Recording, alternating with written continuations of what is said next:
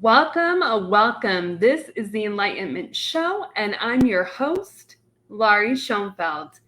This is where Chicken Soup for the Soul meets the artist way with Nancy Drew.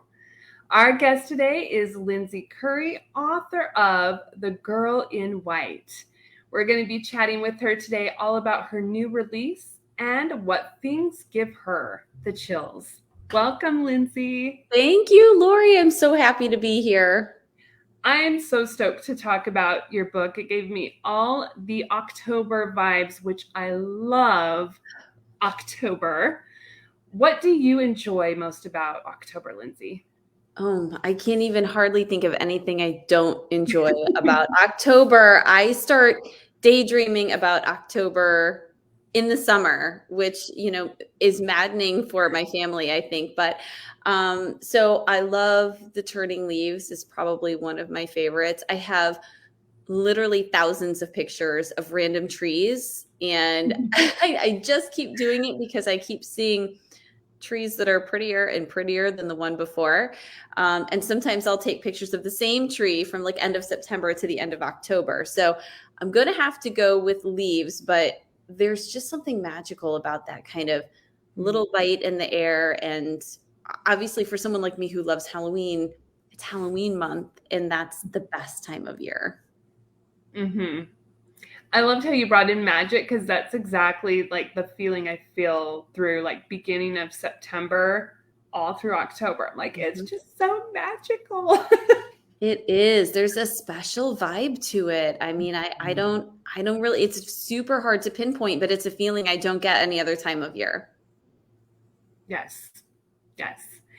Can you share with our listeners and viewers what The Girl in White is all about? Yeah, sure. I would love to. So here is The Girl in White. And I saw your beautiful copy behind you too with the candle. It's so atmospheric. I love it. So The Girl in White is actually about my main character, whose name is Mallory. And she is living in this fictional East Coast town called Eastport. So Eastport, if you want to kind of imagine Salem and Sleepy Hollow smashed together, that's what was kind of in my head when I was writing Eastport. And Mallory's parents run a restaurant called The Hill, which is a themed restaurant. So they are constantly reenacting a famous legend in Eastport. All of Eastport is built around these legends. The people who live there are very, very quirky. Unfortunately for Mallory, she is not into any of this, but they're all very quirky and they all celebrate these legends. And they're all pretty dark and grim, honestly. And so Eastport is a strange place to live. I mean, for me, it would be a great place. Not so much. And when some very odd and alarming things start happening to Mallory, she begins to wonder if at least one of these legends might not be a little bit more real than the people who live there think. And she's going to team up with a couple of friends, one especially unlikely friend, and do some sleuthing of their own to try to stop this curse that has actually befallen Eastport before it's too late and the entire town is destroyed.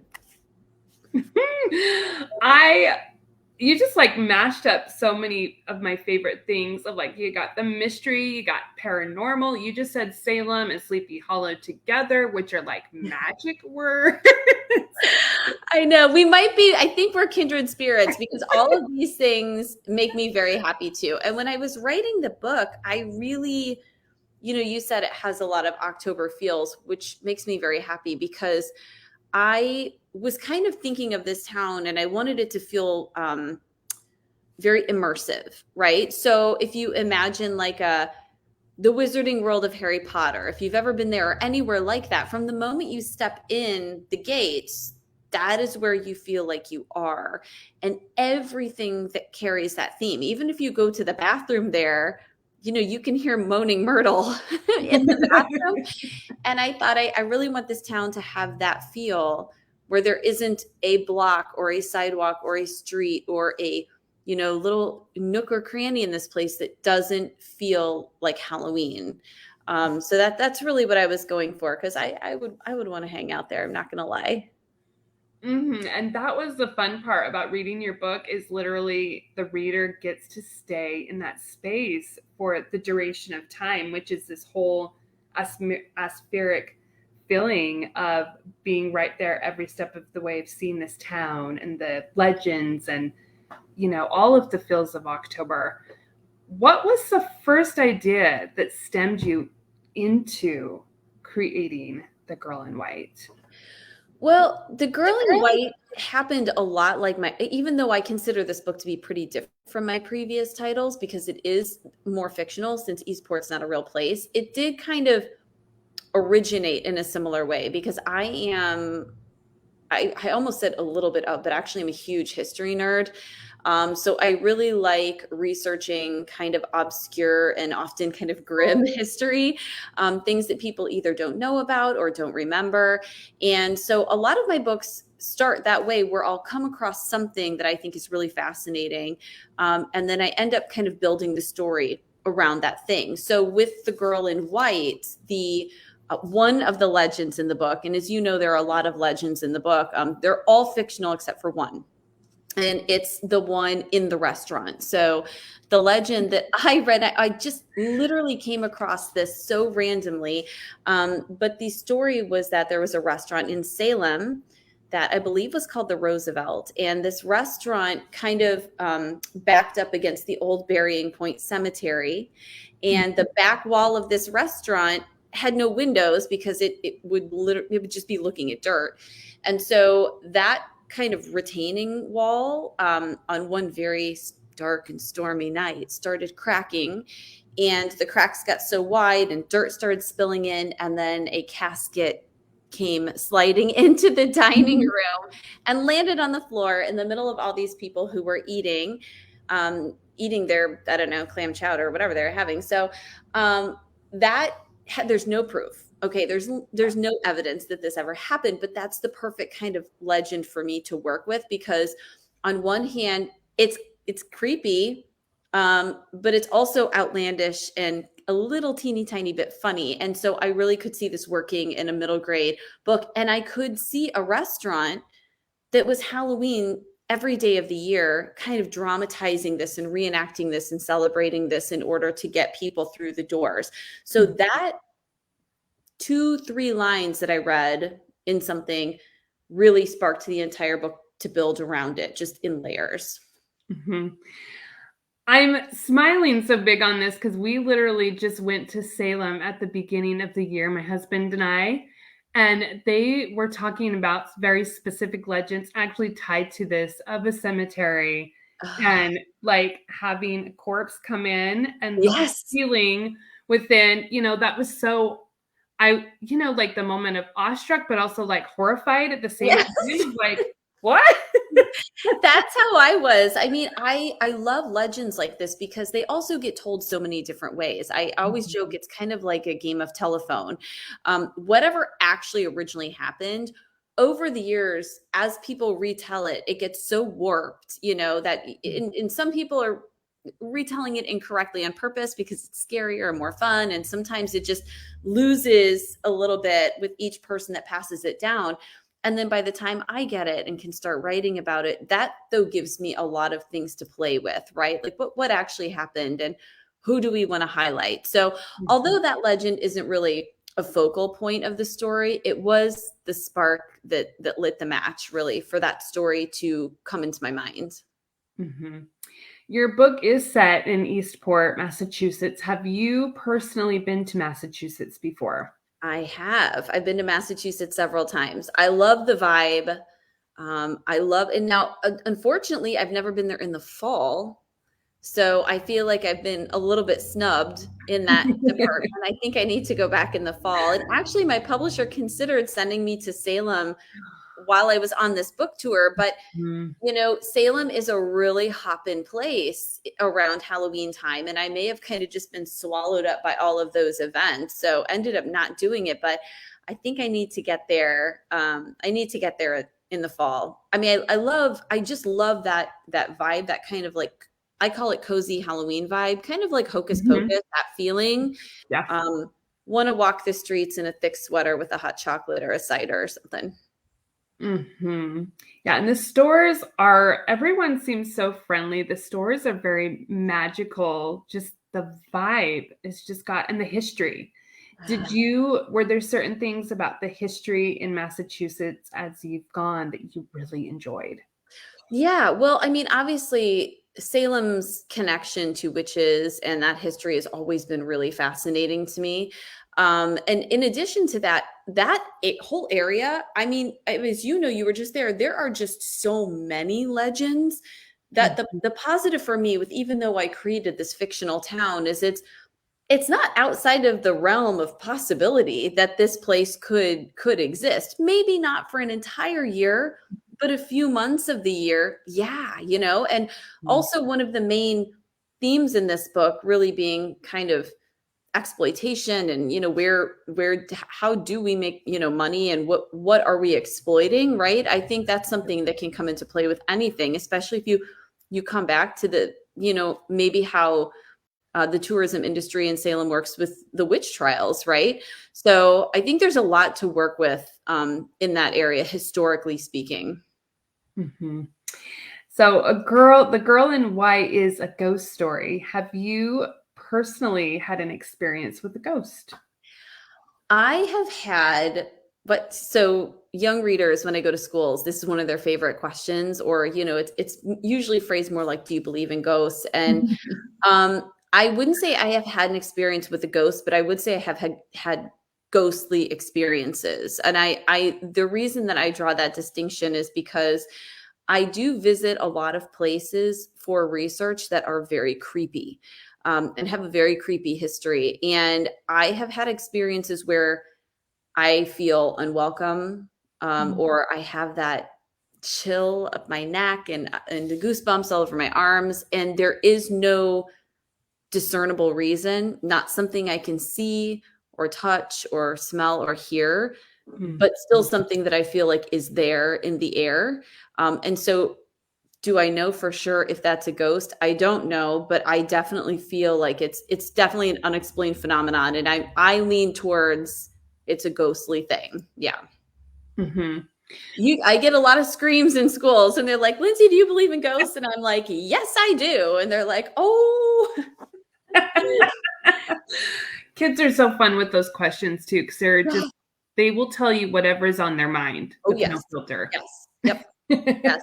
This is why I like school visits so much, though, because middle graders are so honest, and they you can look out into a crowd of 500 middle graders, and they're wearing what they're feeling on their faces. They don't mask anything, and there's something really great about that, and really simple and easy about hanging out with them and talking about books. Mhm. Going into your school visits, which has been a big thing that you've been up to right now, what are a few takeaways that you've experienced as you've been talking to the kids?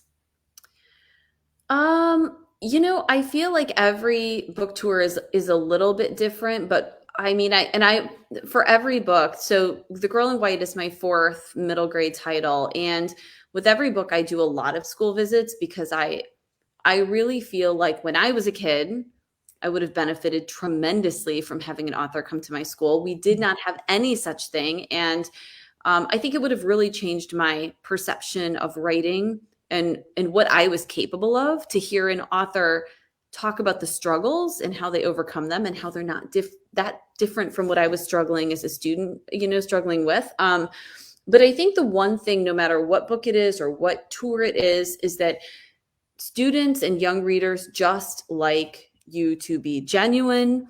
They just like to hear what it is like. They want to be able to ask you their questions, even if that question is, "What is your favorite food?" or "What's the scariest place you've ever been?"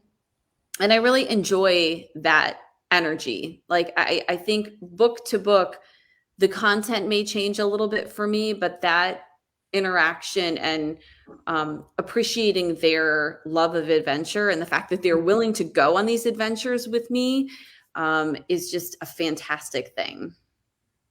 Mhm. What did you find most fascinating about your character, Mallory? Mm. So I love these. I have a tendency to like to write characters that are perhaps start out not quite as open minded as myself about paranormal things, because I like to torture my characters and put them in awful situations. So coming up with a character that really is uncomfortable in the town she has to live in, and uncomfortable with the fact that she has to work in her parents' restaurant. These elements actually really appealed to me about Mallory, because that meant that her character arc was going to be very fun and very strong for me. By the end, I really like my characters to, as you know, not just have some sort of physical adventure and change, but also have an emotional one as well. And that requires a mindset change in my characters. Something has to shift in them by the end. They have to learn or grow or change in some way. And setting Mallory up to be so anti-Eastport at the beginning of this book, and so frustrated with how touristy it is and how corny it was that she was wearing this ghost apron and she has to do this stuff. And there's always people in this restaurant that have no interest in the food and just want to see this dumb wall. Those things really made her appeal to me, because there was so much real estate to work with then in terms of her development to the end. Mm-hmm. If you could put together your own restaurant, Lindsay, and reenact any scene or character, what would you want to do? Oh my gosh. Well, oh geez. Oh. So any scene or character from any of my books or from any books or movies, do I have just free reign here? You have free reign. Yes. Wow.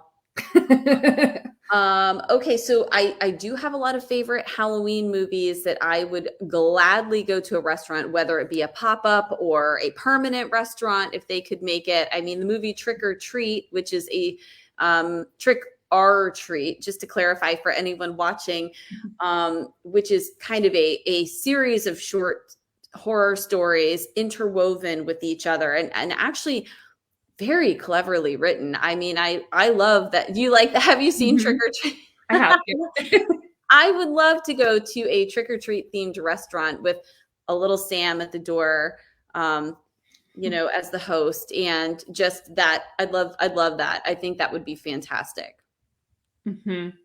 I can totally see that and visualize it for sure. Yeah, it would be good. It would be good. I'm also a big fan of the Scream franchise, so I think there would be something fun we could do with that as well.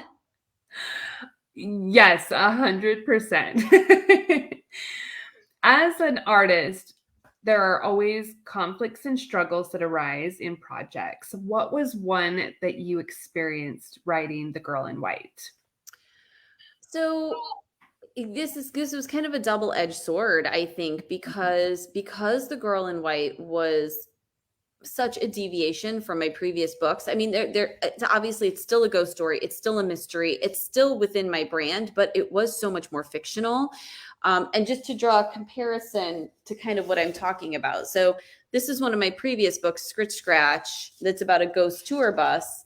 And I mean, right on the inside of this, you have a map of Chicago where I live and all of the haunted locations in Chicago, which are stops on the ghost tour bus. So I kind of had this connection to history and real life events that I could work with throughout that book. And while that required a lot of research, it didn't require me to conjure up as much, right? Everything being fictional in Eastport, these legends were important to me to make them interesting and to make them at least a little bit plausible. In the parade down the main street, I just had a lot that I had to come up with from scratch. And I'm not a plotter by nature when I write anything at all. So it was just a different experience. I felt like I didn't have quite as much of a roadmap because there wasn't as strong a connection to historical events or historical people. It sounds funny to say because my books are not historical really, but there's a stronger element in my other ones. So that was definitely a challenge. It took me longer to come up with those things than I expected it was going to. Mm-hmm. Yeah, I can see specifically if you're taking it in a different realm and trying to still give that organic history feel. Yeah. Yeah. Mm-hmm. I still wanted it to have that same feeling. I just didn't have kind of the material to work around already in existence. Yeah. What are a few things that still give you the chills, Lindsay? Well, the idea of ghosts, I mean, I joke all the time at school visits that I am not nearly as brave as my characters. So if I discovered there was a ghost in my house for real, I'd probably just have to move. I mean, just being honest, I would not be able to face this head on like my characters do. God love them. But yeah. And then also I tell kids this too, because, no shame in admitting our fears and our weaknesses, but I get very unnerved in the dark. I think living in Chicago has amplified that because it's pretty much never dark here. And it's also pretty much never quiet. So when I am somewhere Mm. where it's very dark and very quiet, it freaks me out. And so you will see scenes like that in my books a lot where the main character is in the dark and it's quiet and then there's a sound, because in real life, those things they freak me out. Mhm. That would be really unsettling if you're not used to having the dark as well as it being quiet and you are usually used to all that noise put together. Like, yeah. It's really there is some sort, and it I was thinking about this recently, actually, more recently, because I realized that I've been in Chicago since the late 90s, and there is rarely a time when there isn't some noise outside, right? Even in the middle of the night, there is some noise. And you really do get used to it living in the city, because then when you go somewhere that's not like that, that silence is actually very loud and can be a little bit unsettling. Mm-hmm. It's reminding me a little bit of when my kids went back to school because I'm so used to all of that noise and the Yep. needs and all of the wants. And it was the first week when they went back without the noise. My mama heart just was in panic mode of like, Yep. something's wrong. Where are they? What's going on? Yep. Because it's not your norm. No, it's not. It's not what you're used to. I spent our entire summer, our two boys who were in college were both home. And then my young one who's in high school. My kids are so old. But anyway, yeah, besides that. And so it was a very fun, vibrant, chaotic house all summer. And then when we moved them into their dorms, it was like, okay, so this is what it is now, like us just blinking at each other. My daughter's like, it's so quiet. I'm like, I know, I'm sorry. Mhm. It's a weird mama feeling when your kids get older, but you still feel like your inner child is still vibrant and you're like, what's going on? What's When did this happening? I happen? know.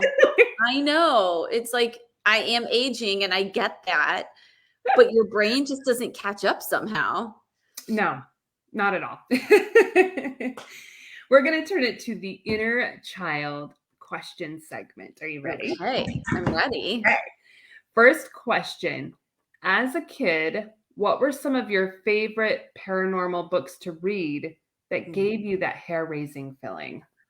So this is an interesting question because I did a panel conversation yesterday and really talked about how when I was young, I feel like there weren't nearly as many.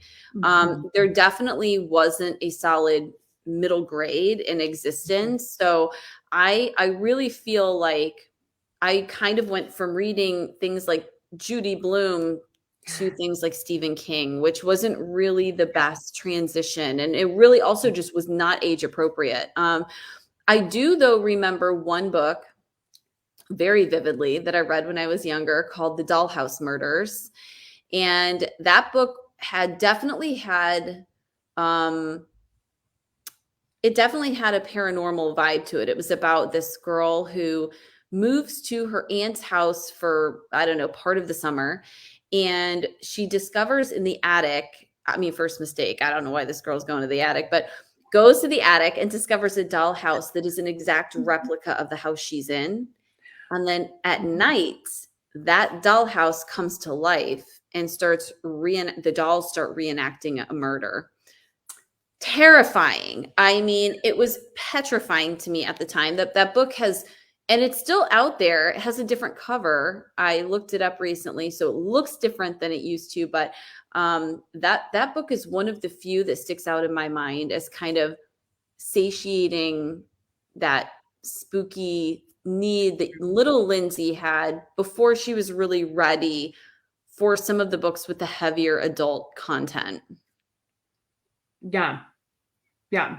Definitely first mistake going up in the attic. I agree with you. That was a terrible idea. Yeah, just don't go in the attic.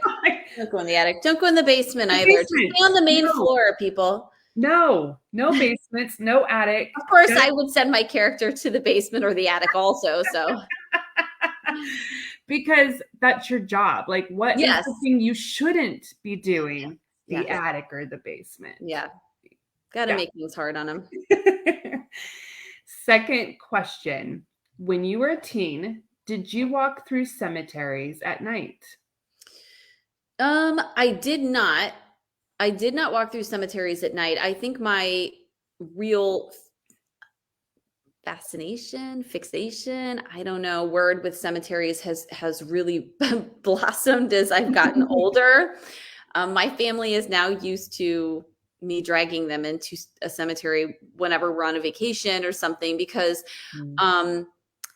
graveyards didn't used to be like they are now. I mean, they were never intended to be just a scary place. They used to be a place where people would go to pay respects to their deceased family members, but they would spend an afternoon there. They would have a picnic. They would do a bike ride.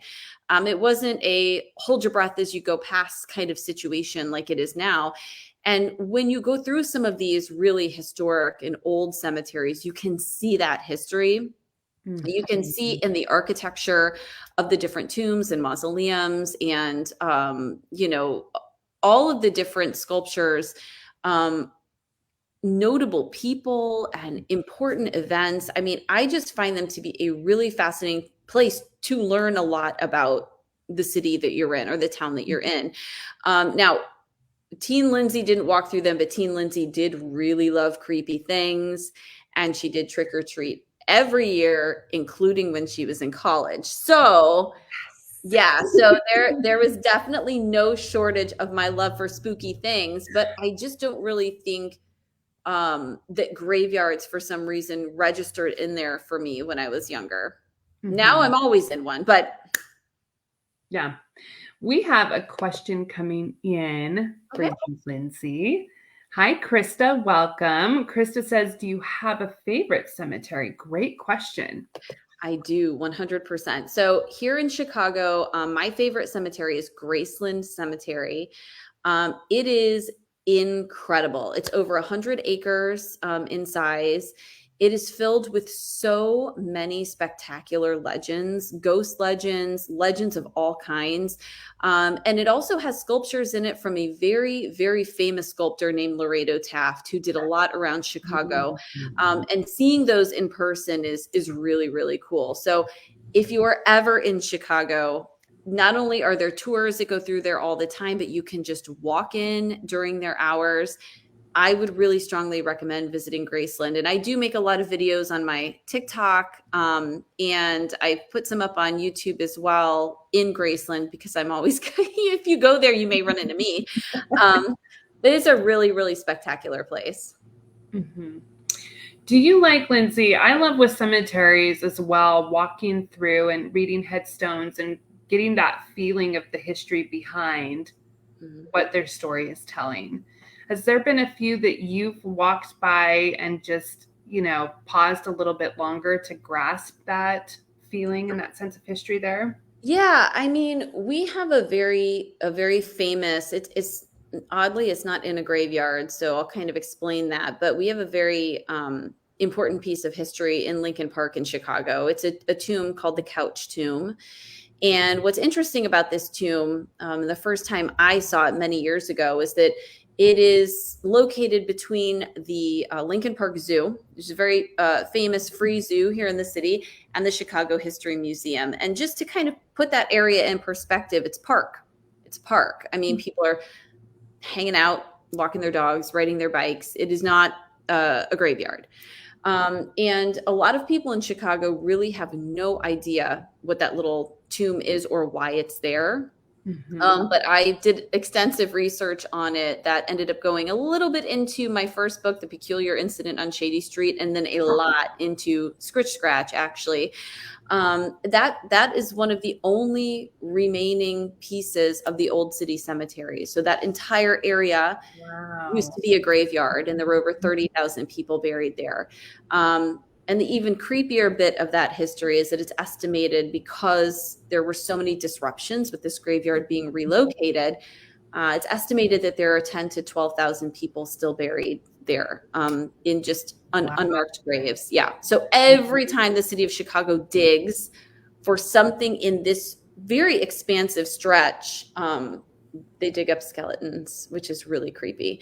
And that's a great example. I'm always telling young readers, that's a great example of being curious when you see something. Don't just walk past it. I've had people who've lived in Chicago their whole lives tell me they think that building is a rest stop. It's not a rest stop. It's a mausoleum. And it has a very distinct, interesting history. So taking time to kind of pause and say, oh, that's curious, and ask writerly questions like, why is it there? What does it represent? What happened here is very important. Yes. Third question. What is the oddest food combo that you've liked and tried, or you've just tried? Oddest food combo. Well, there are a couple of foods that, this is going to sound really weird, but there's a couple of foods that I feel like I can't eat without the other food, which I don't think is common for a lot of people. So, for example, don't judge me. I cannot eat mashed potatoes without corn, and the corn has to be in the mashed potatoes. That's just, I don't know when that monstrosity happened, but that's just the thing now. Same with like potato chips and baked beans. I think that probably came from like picnics in the Midwest. Like, I can't have one without the other. But I'm not a very adventurous eater. So, and I don't love it when my food gets all together. So I don't try a bunch of things that are weird combos. If it looks weird, little Lindsay is still in there strong enough going, nope, looks yucky. Yeah. I love that, Lindsay. It's so fascinating because I can't like have a cheeseburger unless I have to take a bite of a cheeseburger and then have a few French fries. Like there's a pattern that I go in. Yes. Right. Yes. Otherwise, you're missing part of it. Yes. I'm exactly the same. It's a different experience if you're only doing one. It is not the same thing. It is not the same. It's not nearly as pleasing. And if you're already eating the cheeseburger, you need to have that other. Yeah. You need to have, you deserve that other part. High five. Yes. Yes. I see you, Lindsay. I know. See, I told you, kindred spirits. This is even down to the cheeseburger fry combo. It's working out. 100%. Oh, pickles on grilled cheese. I've never done pickles on grilled cheese. We can all thank my father for that one. He always puts pickles on grilled cheese. And I very much poo-pooed it the first time I saw him do it. And then I tried it, and it's pretty delightful. Okay. So is this delightful? Like you'll try it if your dad makes it, or you're okay doing it like on a monthly occurrence? I would eat that anytime someone put it in front of me. Okay. Yeah. All right. I will have to try that. I've never done the pickles. Just make sure the grilled cheese is still hot. Very hot. You'll be good. Yeah. Cold is a different experience. Yes. Nobody needs that, pickle or not. No. Pickle is out. Before we end today, Lindsay, can you share with our listeners and viewers what living a creatively abundant life means to you? So for me, a lot of the things that make me happy revolve around just slowing down and appreciating what's around me. When my daughter was little, she did this project that she had to compare her family members to animals and explain why she felt that, that animal represented us. And the animal she chose for me, I think at first, if I hadn't read her description, I might have been a little bit alarmed because she chose a manatee. And I was like, oh, mommy's a manatee. I mean, fortunately, she loved manatees back then, but her explanation was that mom mom always moves slow so that she can see things and enjoy everything that she's seeing. Because I know, and that actually means a lot to me because, you know, as you point out, we do live in a beautiful world. I have a beautiful family. I have a career that is my dream job, and I don't want to ever take anything for granted. So I think it's just trying to keep optimism, trying to be grateful, and trying to really appreciate what's around me every moment that I can. And I know that that's hard. We live hectic lifestyles. So it's not like we can always sit and be grateful, but I try really hard to find that silver lining in everything. Mm-hmm. Thank you so much for being here with us today. It has been an absolute pleasure to chat with you, Lindsay. Thank you. You as well. Thank you for hosting me. I've had a great time. Likewise. Where can our listeners find you if they have any questions for you about your book and after the show? You can, well, first of all, my website is a great place to go. It's just my name, lindsaycurrie.com. There's a lot of fun stuff on there too related to Chicago history and creepy history. So if you're into those kinds of things, you can go there. Also, I'm on Instagram and Twitter at Lindsay N. Currie. And probably my biggest platform, shockingly, because I'm elderly, is TikTok. And I'm Lindsay Currie author on there. So you can find me in any of these places and ask away. I would love to connect, especially if you're into spooky, scary things like I am. Thank you so much for being here with us, Lindsay. And thank you for all of those who have joined us live and will be listening on the replay. Remember, as you go about the rest of your week, to find the things that are working around you. You are the creator of your own story. What steps are you going to choose next? We'll see you right here at 10 o'clock a.m. Mountain Standard Time on Monday with Josh Mallerman talking about his book, Daphne. Have a wonderful rest of your week, everyone. Thank you, Lindsay.